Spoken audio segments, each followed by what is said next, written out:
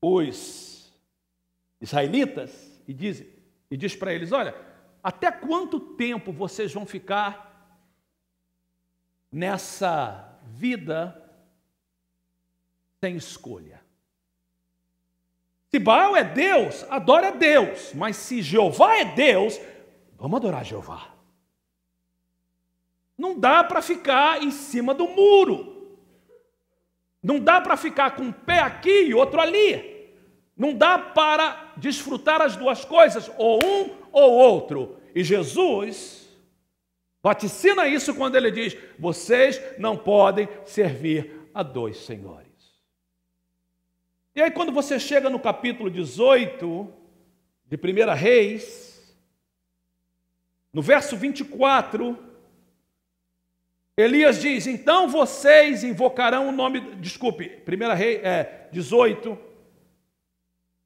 24, ele diz assim: então vocês invocarão o nome do seu Deus, falando aos profetas de Baal, e eu invocarei o nome do Senhor, o Deus que responder por meio do fogo, esse é Deus. O povo disse: o que você disse é bom. E aí os profetas de Baal clamam e nada acontece. E Elias clama. Olha o verso 38, pula do verso 24 para 38. Diz o texto: e depois de Elias fazer algumas coisas, o fogo do Senhor caiu e queimou completamente o holocausto, a lenha, as pedras e o chão, e também secou totalmente a água na valeta. Ou seja, o fogo de Deus veio, a glória de Deus veio. Queridos, qual é a diferença dos dois grupos? Dois eram profetas. Aliás, Elias era um profeta, os outros eram mais de 400 profetas. A diferença está em dois fatos. Primeiro, o fato que só o Senhor é Deus. Baal não é Deus. Segundo, a forma que Elias se preparou para que o fogo caísse. Verso 30, vai comigo, por favor. Então Elias disse a todo o povo: aproximem-se de mim. O povo aproximou-se. E Elias reparou o altar do Senhor que estava em ruínas. Depois, apanhou 12 pedras, uma para cada tribo dos descendentes de Jacó, a quem a palavra do Senhor tinha sido dirigida, dizendo-lhes: seu nome será Israel. E com as pedras ele construiu um altar em honra ao nome do Senhor, e cavou ao redor do altar uma valeta na qual poderiam ser semeadas 2 medidas de sementes. Verso 33. Depois arrumou a lenha, cortou o novilho, em pedaços e pôs sobre a lenha. Então disse: encha de água 4 jarras grandes e derrame-na sobre o holocausto e sobre a lenha. Façam-no novamente.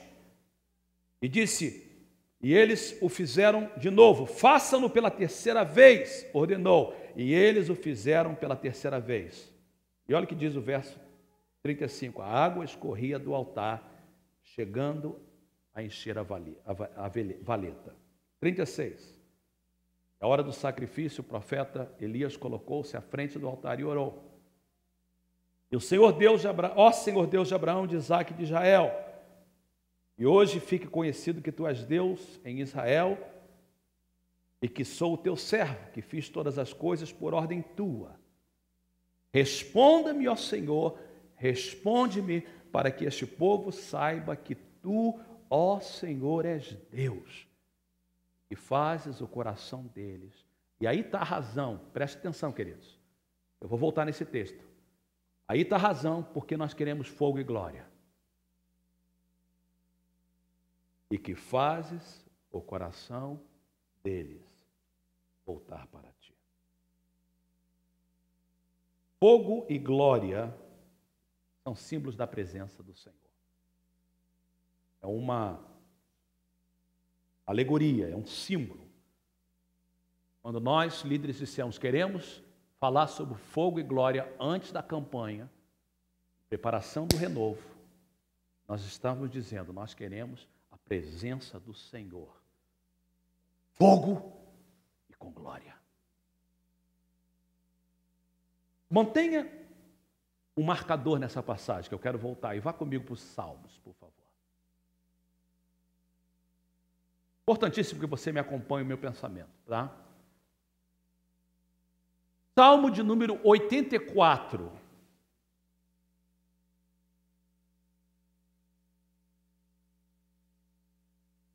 Eu vou ler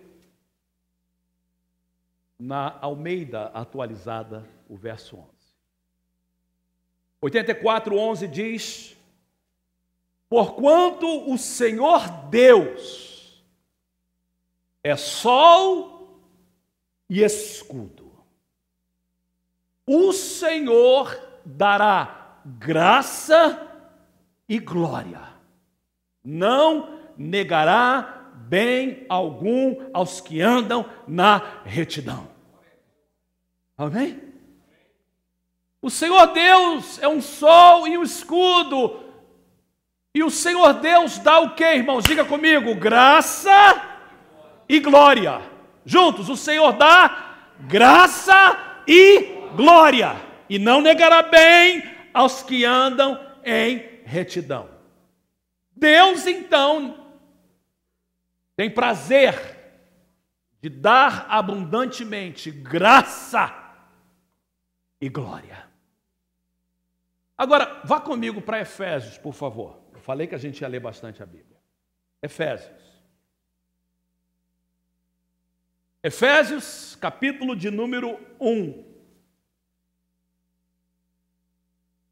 Paulo, em Efésios, fala a respeito da igreja. O livro de Efésios é um livro a respeito da igreja.